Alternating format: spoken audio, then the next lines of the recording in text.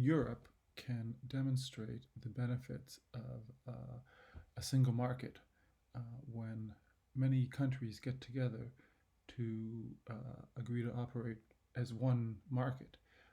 Although Canada, the US, and Mexico have the US Mexico Canada agreement, there are still hard borders between them, and there are barriers to total free trade, whereas the Eurozone is an area of a single currency and free trade and has benefits, and it also has some negatives. So it is 27 countries now with a population of about 446 million. And this is a big decrease from last year because the European Union left, the United Kingdom left early this year. And the GDP is about 18.3 trillion US dollars. It was created officially in 1992.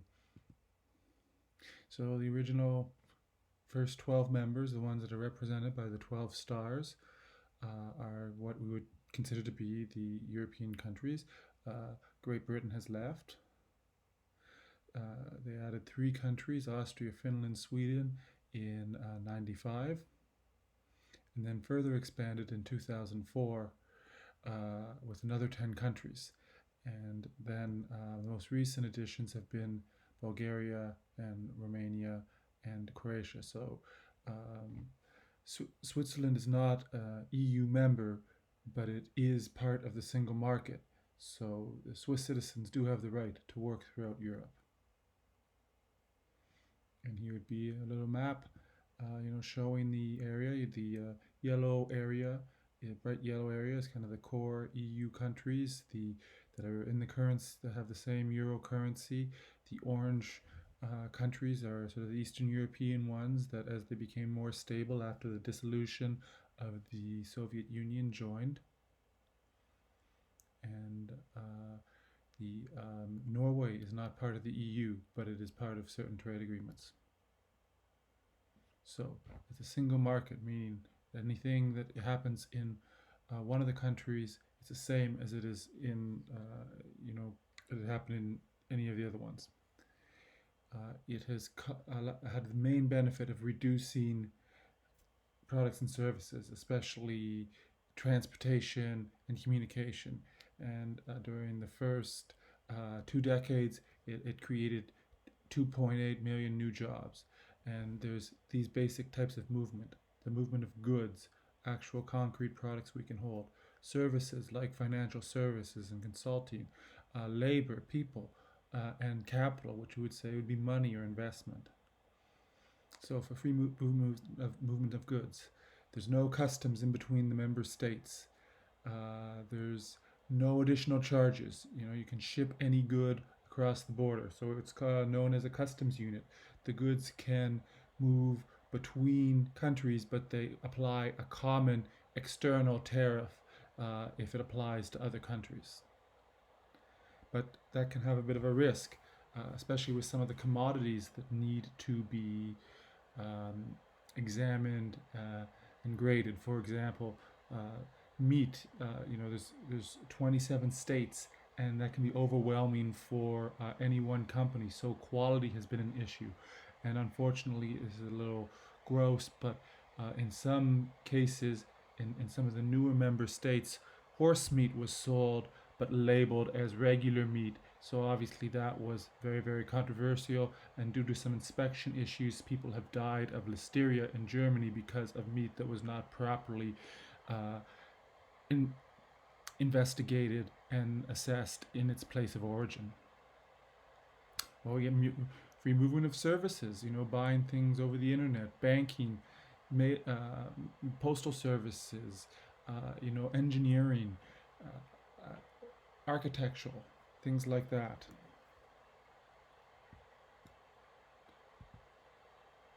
And the freedom of people, so it's easy to travel. You can work in any member state. You can settle and live in any other state. So if you travel to Europe, you can travel to any other country within Europe. If you're a resident there, you can work anywhere and you can settle anywhere without going through the immigration procedure. It's Employment is been inconsistent.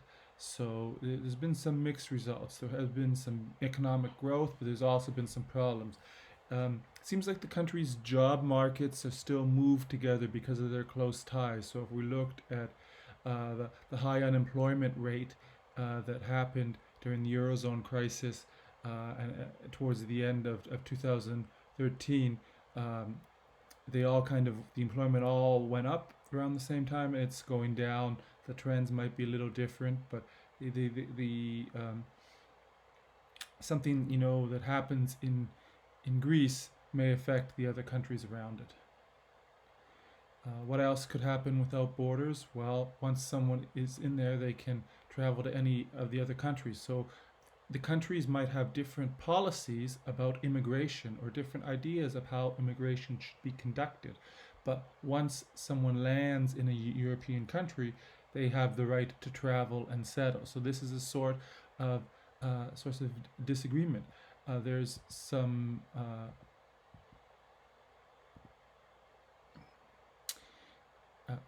main areas where immigration occurs across the Mediterranean, from Turkey into Greece, and then once they're into Greece and Macedonia, they can go to the other countries through the Balkans. And again, a country like Sweden might struggle because they're not controlling the borders here, but people may settle in their area and they're not even on this map, so they might object to the decisions made by others. And immigration is a political situation, but the right to travel and the right to settle is an economic agreement, and those two concerns, political, economic, may be at odds. So, lastly, capital can be transmitted without any regulation or red tape or limits, and the Eurozone does have the same euro, so there's no need worrying about exchange rates and exchange um, fluctuations. It's very, very clear. So the euro includes 19 of the 27 countries.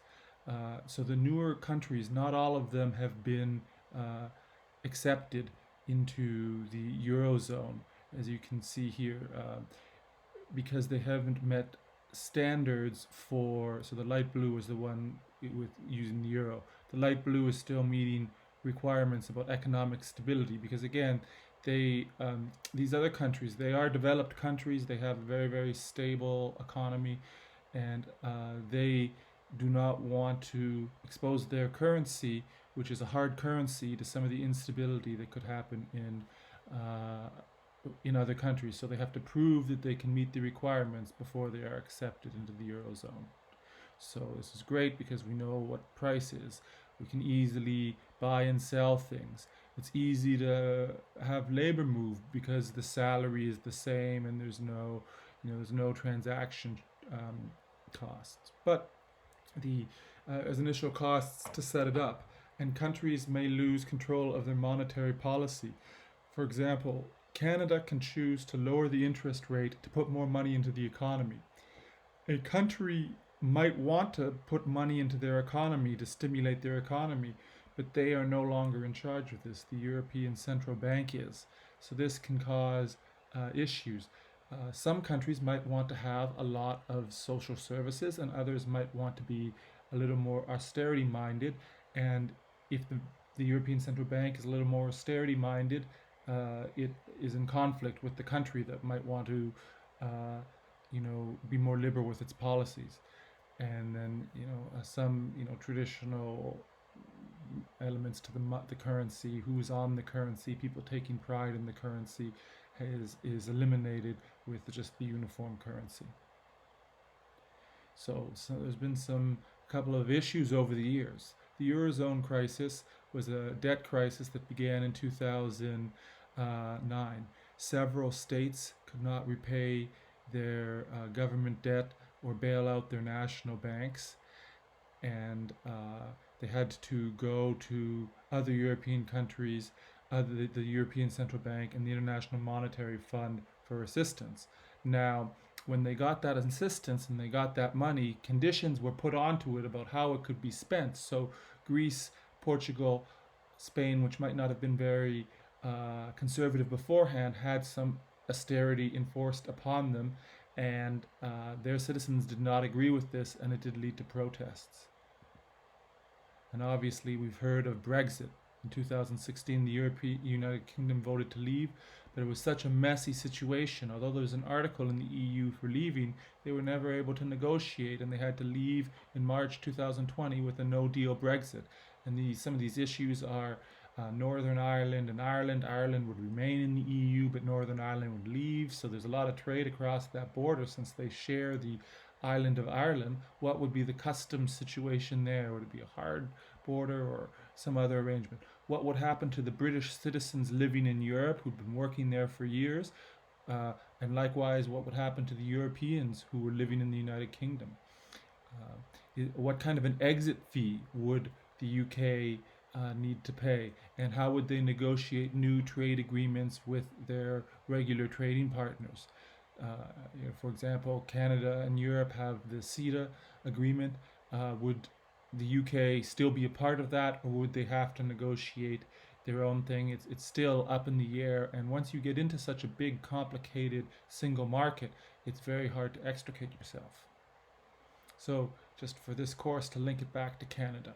So, Canada and the EU signed the Comprehensive Economic and Trade Agreement in 2014, but it is not in force yet because it has not been ratified by every single country. Now, it was signed in 2014, but there were still issues like dairy farmers in Belgium versus cheesemakers in Quebec, and there were a lot of fine details to sort of sort out. So it still has not been ratified by everyone. However, trade has gone up a lot between the two countries. In the most recent year that can be fully measured, the goods was about 155 billion Canadian dollars, almost 50 billion in services, and 1.2 trillion dollars in investment, and that's just been going up and up even before the free trade agreement was signed. So it looks like as Canada turns away from the US to diversify its trade, that Europe will become a bigger part of that.